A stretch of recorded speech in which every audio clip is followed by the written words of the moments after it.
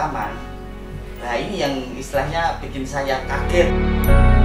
Dari dia punya wajah itu memang sudah kelihatan.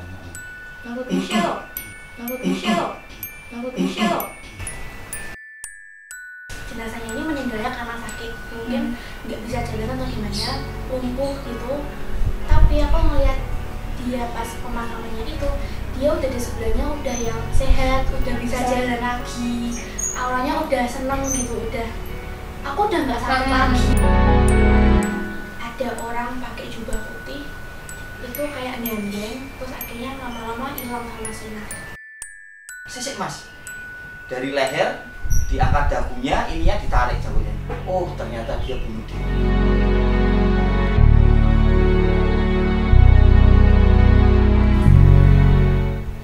Assalamualaikum warahmatullahi wabarakatuh. Salam sejahtera. Salam rahayu, rahayu, rahayu.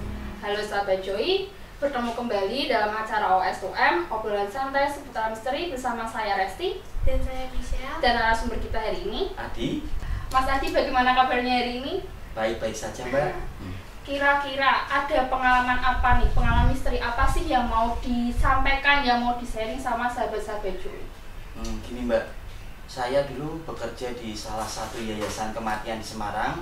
Karena aku melakukannya setiap hari karena pekerjaan, jadi hanya ada salah satu kejadian yang membuat saya itu menggelitik sih. Jadi kan memang kerjaan saya itu yang ngambil jenazah di salah satu rumah sakit, mengambil peti, terus ke rumah duka. Nah kegiatannya seperti itu. Cuman ini kejadian ini pada saat waktu melakukan pemakaman. Jadi logikanya sebelum kita melakukan pemakaman ke liang leher kan berarti kan diukur dulu itu panjang lebar untuk lebarnya peti. Nah pada saat saya mengantar peti itu ke pemakaman, nah ini yang istilahnya bikin saya kaget. Jadi kan sebenarnya udah diukur ya jauh-jauh hari. Mungkin pihak dari yayasan udah ngasih tahu ke pihak yang untuk duduknya liang lahat itu kalau ukurannya sekian sesuai. Tapi yang jadi pertanyaan saya dan itu agak kaget, itu tuh pada saat peti jenazah dimasukin ke liang lahat itu nggak bisa masuk. Jadi padahal itu kan udah diukur dari panjang lebar, harusnya kalau sudah diukur kasih kelebihan juga sih, tapi peti itu nggak bisa dimasukin. Saya sampai bertanya-tanya dalam hati, ini ukurnya yang salah atau petinya yang kegedean? Tapi aneh juga kalau petinya yang kegedean, kok yo wis diukur sampai kegedean kayak gitu. Terus kita angkatlah peti itu, naik dulu, kita duduk lagi supaya bisa mencapai apa yang diinginkan untuk peti itu bisa masuk. Tapi setelah diduduk, peti itu masih bisa belum dimasukkan. Itu mungkin kurang lebih sampai 3-4 kali. Nah ini saya sampai berpikir gini, saya malah jadi teringat salah satu siaran di televisi yang dulu pernah saya lihat. Bisa jadi ya semasa hidup beliau ini berkelakuan seperti apa, semasa hidup melakukan hal seperti apa yang mungkin nggak sesuai, tapi memang ini benar-benar terjadi.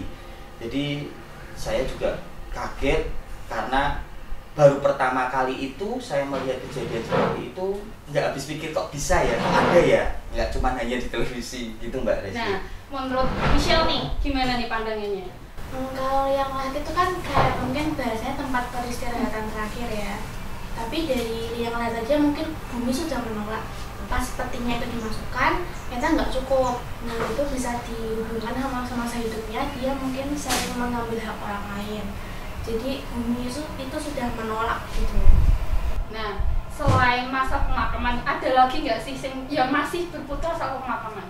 Biasanya kan soalnya kan tempat pemakaman kan banyak cerita misterinya nih. Selain liang lahatnya yang nggak cukup, lalu apa lagi? Ada sih Mbak.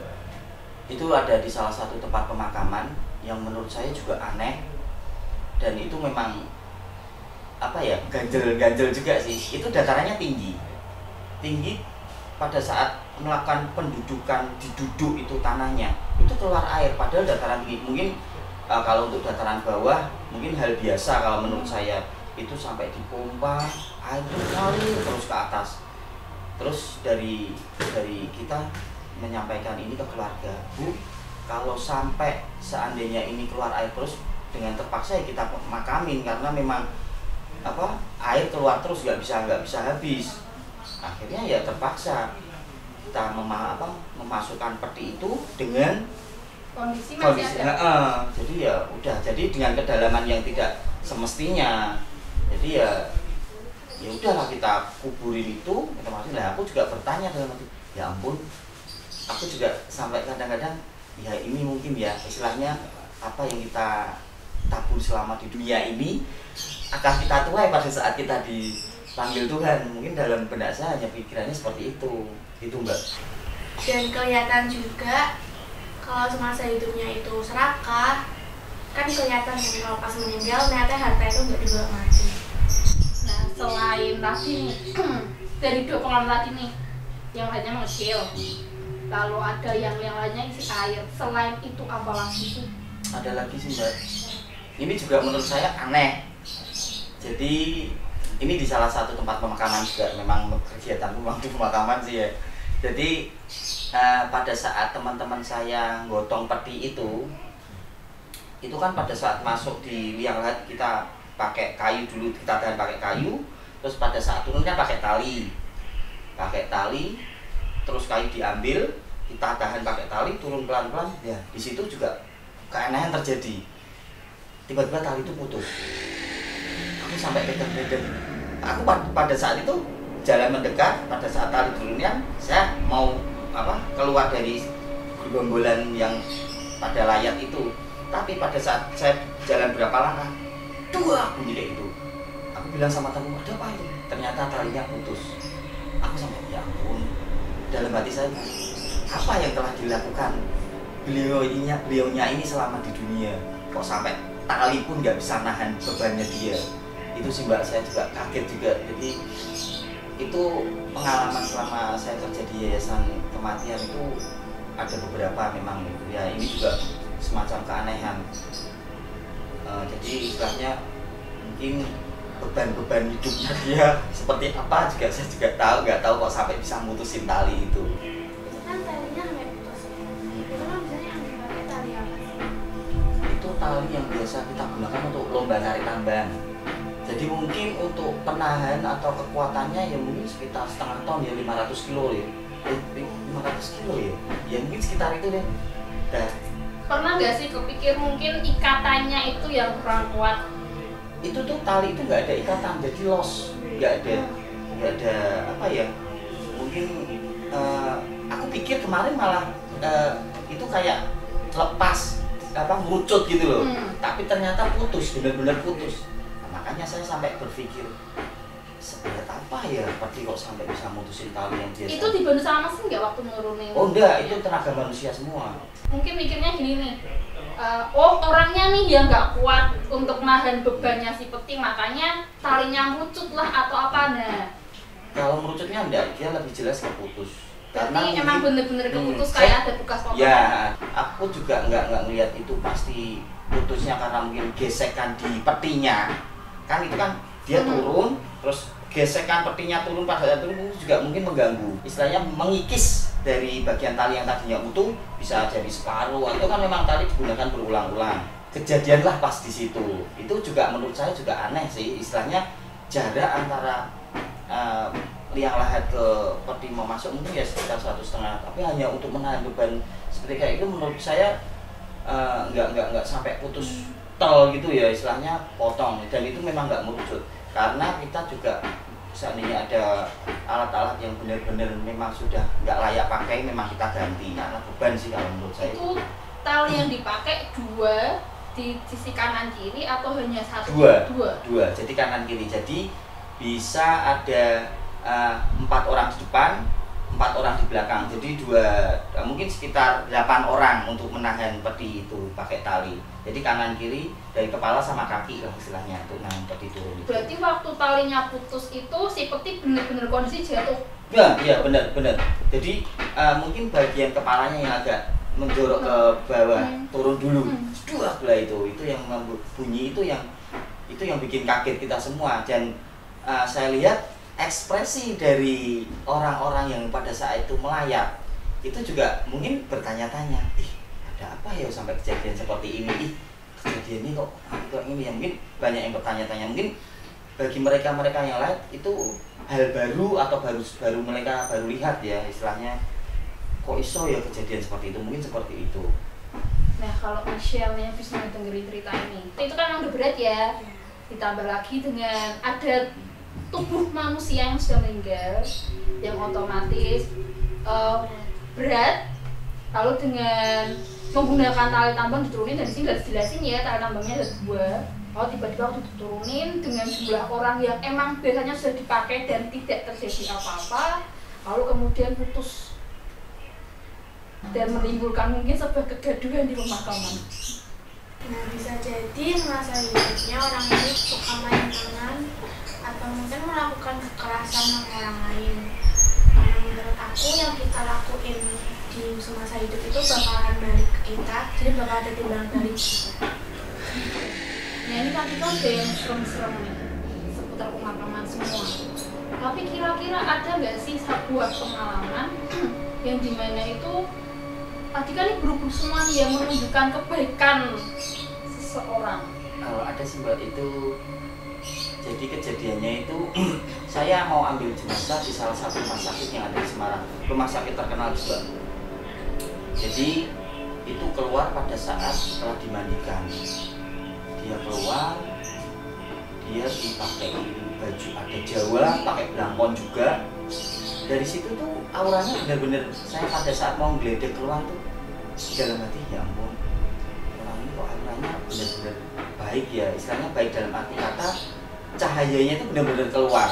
Jadi Mas Ati bisa gambarin nggak nih seperti apa sih wajahnya? Wajahnya itu kayak ada apa ya, semacam cahaya, jadi auranya memang benar-benar keluar, kayak keluar dari habis dimandiin udah pakai lengkap, baju basic lengkap, terus pakai belangkon. Itu nggak tahu orangnya memang model apa istilahnya kejawen atau gimana juga nggak tahu, tapi memang baju adatnya ada Jawa, dan cahaya itu kayak ada kayak sinaran gitu loh. Sinarannya itu istilahnya entah itu yang bisa lihat aku tok atau mungkin mereka semua juga bisa lihat, cuman memang benar-benar ada cahaya. Jadi aku cuma dalam hati mikirnya gini, ya ampun, berarti selama hidup orang ini banyak melakukan entah itu dermawan, banyak sedekah lah istilahnya, atau mungkin banyak memberi. Mungkin aku dalam hati bergumam seperti itu.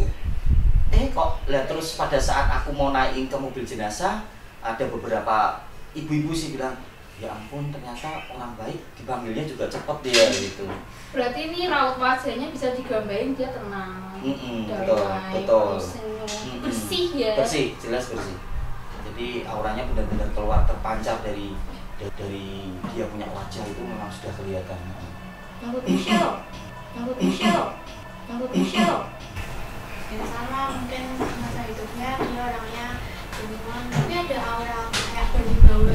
Ya benar, berwibawa. Mungkin dari dia dipakein apa itu beskap ya, apa itu baju Jawa itu memang wibawanya keluar. Jadi kayak orang-orang keraton gitu loh, Michelle, kayak orang-orang keraton gitu loh. Jadi memang benar-benar pembawaannya benar-benar sangat berwibawa. Terus ini kan pakaian dari Jawa ada kayak kerisnya tuh ada. Kebetulan nggak pakai keris ya, karena memang dia kan posisinya sudah meninggal. Jadi istilahnya sangat mengganggu nanti kalau kita juga nggak tahu keris itu benar-benar bersih atau enggak, kan kita juga nggak tahu. Siapa tahu ada isinya ya. Saya juga nggak tahu. Kalau aura berwibawa itu bisa jadi semasa hidup orang itu orang yang dihormati dan yang disegani sama orang-orang. Nah, tadi setelah Mas Adi sharing soal pengalaman dia di pemakaman dengan mengurusin jenazah orang meninggal. Nah, buat Michelle sendiri nih, pasti kan kita pernah nih pergi ke rumah duka. Nah, pengalaman apa nih yang bisa di-share sama saya Tojo? Sebenarnya lumayan banyak ya. Kalau di rumah duka itu kan ada kayak ruang-ruangan sendiri itu yang disekat-sekat ya. Pas itu aku lihat dan emang suasananya tuh apa ya, sedih gitu. Jadi pas pemberkatan peti itu keluarganya tuh yang pada mungkin masih nggak bisa menerima ya, pada masih nangis-nangis, masih apa ya, masih yang nggak percaya gitu loh, nggak bisa menerima, nggak bisa ikhlas gitu. Nah aku itu ngeliat si orang yang meninggal ini tuh kayak sedih gitu loh, wajahnya tuh sedih, kayak keluarga aku belum bisa nerima. Dia belum bisa ngelepasin aku.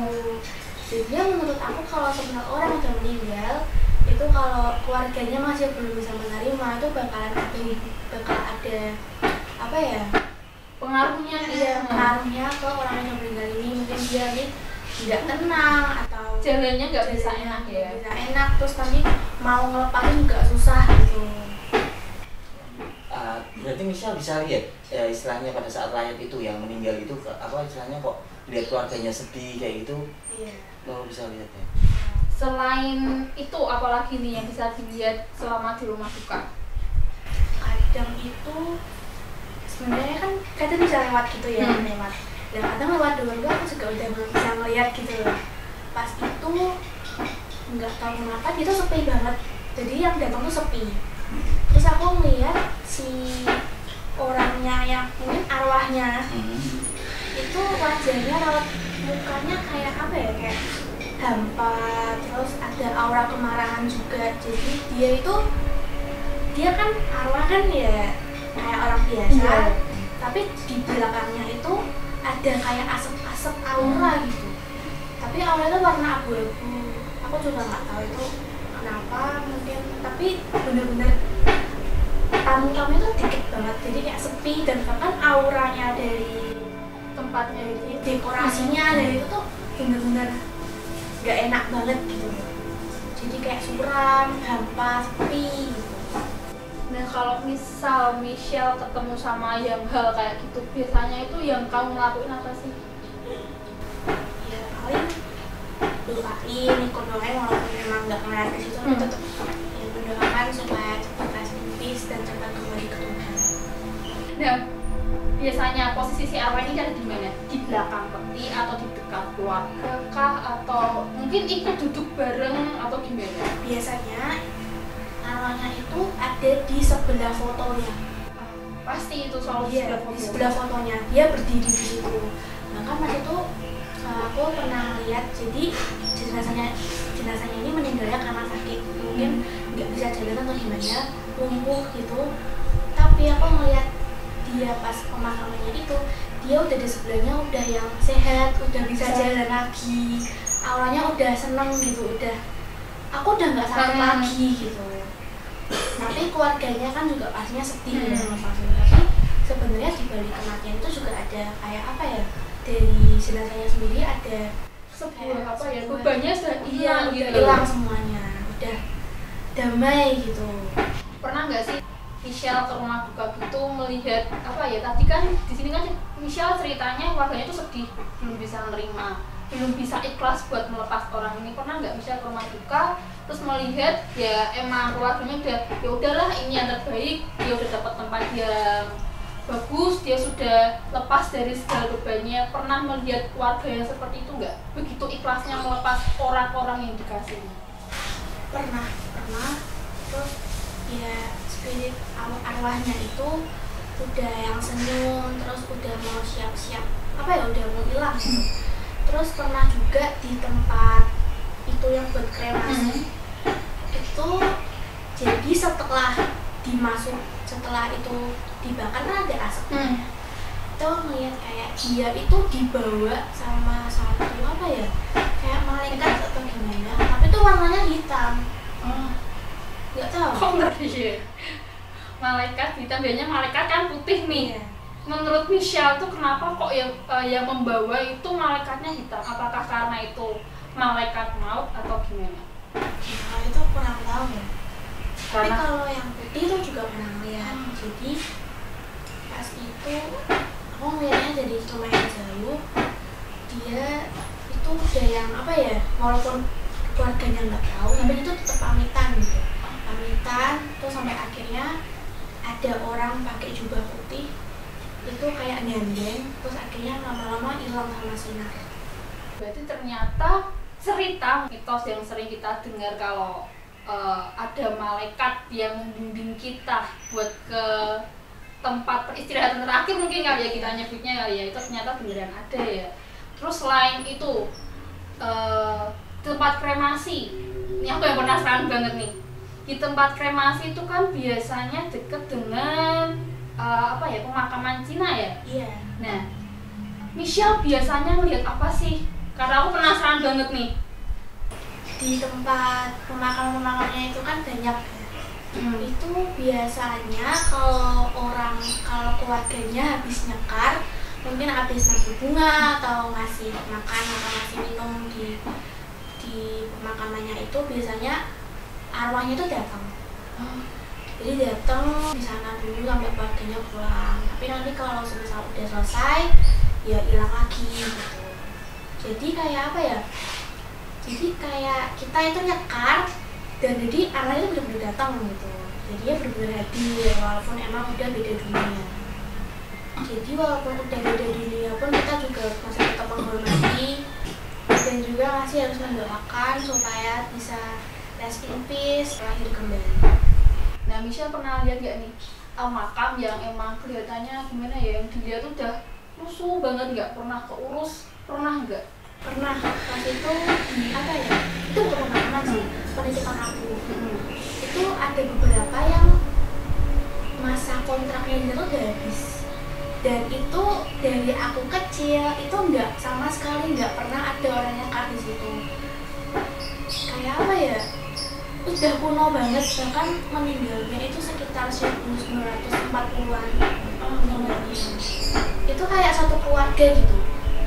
Kita melihatnya kok nggak ada yang ngurus ya, sampai akhirnya kemarin itu sempat kesana lagi, ternyata emang masih belum ngurus juga, sampai ada tempelan disuruh menghubungi nomor itu buat perpanjangan kontrak gitu. Tapi aku juga nggak ngelihat spiritnya di mana pun, jadi udah apa ya, udah kosong hampa gitu. Tapi emang dari yang lain kan ada, mungkin yang lain ada bunganya, ada salibnya, ada dupa, itu beneran nggak ada, jadi kosong gitu. Dan bahkan auranya sendiri pun keluar aura warna gelap gitu. Oh ya, terus gini nih, kalau di kuburan Cina itu kan dengan nisannya begitu besar dan bisa dibilang bagus lah, dan situ kan banyak diletakkan persembahan nih, ada buah, ada roti. Nah, kan kebanyakan masyarakat kalau mungkin buat orang Chinese bilang ya mereka juga makan, ya kan, mereka ngambil hawanya. Tapi kan untuk orang yang nggak percaya, alah apaan sih itu paling kan akhirnya juga endingnya kan banyak masyarakat sekitar ya maaf ya mereka juga mengambil nih. Nah, menurut Michelle itu bener nggak sih kalau si arwah ini juga ikut makan? Kalau menurut aku bener ya. Jadi soalnya itu aku pernah dapat cerita kalau orang yang udah meninggal ini tuh minta dibawain makanan atau minuman Kesukaan. Terus akhirnya biasanya dibawain, terus makanan dikasih di depan makamnya. Ya kalau aku lihat sih emang beneran dimakan, jadi diambil sarinya. Oke, berarti kalau mungkin buat orang yang bisa merasain, mungkin waktu makan itu udah nggak ada rasanya mungkin ya, udah hambar, dan bahkan makanannya tuh jadi cepet basi. Oke. Nah, buat Mas Adi nih, ada pengalaman lain lagi nggak yang mau dibagiin ke sahabat Jin? Sebenarnya masih ada beberapa, cuman ini nggak terlalu sih, cuman apa ya, anehnya itu ada salah satu di rumah sakit di Semarang. Aku itu kebetulan teman-teman yang mandi ini tuh datangnya agak telat karena ada layanan di tempat lain. Akhirnya saya sama teman saya bilang, Mas Adi, kok aku diwangi ya, apa mandiin jenazah? Wah, aku kan kaget. Aduh, aku nggak punya pengalaman tuh mandi jenazah piye. Karena yang saya dengar meninggalnya itu kayak mungkin habis apa, karena kasus pembunuhan atau gimana gitu loh. Saya kan takut, aduh apa pikirannya udah macam-macam dulu ya Mas. Pikirannya aku, aduh lagi saya buka apa nih bla bla bla. Aku terus oke lah, karena sebenarnya saya kan di situ statusnya di yayasan itu hanya sopir ambulan, tapi karena memang nggak ada teman yang, ya oke lah, nggak ada teman yang bantuin mandiin, oke saya mandi. Kita masuk di ruang apa istilahnya pemulasaran jenazah yang di situ. Teman saya bilang, Mas Adi, ya kok jenazahnya sih ya, kok nggak ada yang luka ya? Aku juga ikut ngeliatin, tak pegang-pegang lah di situ jenazahnya. Berani juga nih pegang mayat. Lah gimana, memang kita dunianya dunia seperti itu, aku pegang satu persatu, aku balikin badannya dari ke kiri ke kanan, kaki nggak ada, kok nggak ada yang luka ya mas ya, terus ini nah ini aku ya bingung nih. Tapi pada suatu ketika teman saya sisik mas, dari leher diangkat dagunya, ininya ditarik dagunya, oh ternyata dia bunuh diri. Mungkin usia bapak-bapak itu sekitar 60-an lebih, mungkin hampir 70. Sampai teman saya bilang, Mbak, apa yang kamu pikirkan kok kamu sampai ambil tindakan yang nekat seperti ini? Kan usia kayak gitu kan istilahnya sudah saatnya untuk istirahat ya, maksudnya nggak terlalu pikir pemikiran yang berat, capek kayak gitu. Lah, saya juga pengen tanya di Michelle. Kalau menurut Michelle, teman saya kan tadi bilang seperti itu, Michelle.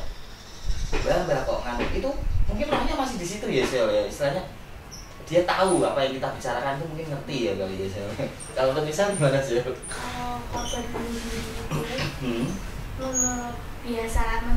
menurutku itu nggak bakal diterima atas jadi dia bakal jadi alam penasaran karena dia udah melanggar itu ya, takdir atau jalan atau rencana Tuhan. Jadi dia mendahului Tuhan buat mengakhiri hidupnya. Dan kalau aku ngelihat ada spirit yang bunuh diri itu, dia sampai beribu-ribu tahun dia nggak bakal kembali ke Tuhan. Dan dia juga nggak diterima di bumi. Jadi dia gentayangan. Jadi kalau bunuh diri itu tuh nggak akan ada habisnya. Dan dia bakal ngerasain sakit berkepanjangan. Iya. Jadi misalnya bunuh dirinya gantung diri, ya dia bakal ngerasain masa gantung dirinya itu terus menerus. Dan dia nggak bakal diterima di atas. Berarti nggak ada kemungkinan dia untuk entah ke surga kah atau gimana? Nggak ada. Nah dia udah ditolak gitu, ditolak dimanapun. Berarti walaupun nih misalnya keluarganya ngirim doa tiap malam mendoakan dia supaya dia tenang di alamnya, ternyata nggak bisa kembali ya? Nggak bisa. Biasanya kalau kayak gitu doa-doanya itu bisa buat apa ya, hal-hal yang lain. Oke. Berarti kalau untuk bunuh diri emang susah bisa diawasin. susah ya. Jadi menurut aku walaupun hidup ini berat atau menghadapi hal yang berat itu jangan pernah bunuh diri, karena bunuh diri itu nggak akan ada endingnya. Berarti rasa sakit yang mungkin dia rasakan ketika dia melakukan itu akan terus dia bawa, akan terus dia rasakan. Nah, mungkin nggak sih buat arwah-arwah yang gentayangan itu tuh mereka apa ya? Mungkin minta bantuan kali ya, biasanya minta bantuan sama keluarganya buat melepaskan rasa sakitnya itu, mungkin nggak sih? Biasanya itu arwah-arwah itu semacam mengganggu mungkin orang yang punya kelebihan atau mungkin keluarganya buat membantu mengurangi rasa sakit itu, tapi memang nggak bisa, memang udah hakikatnya kayak gitu.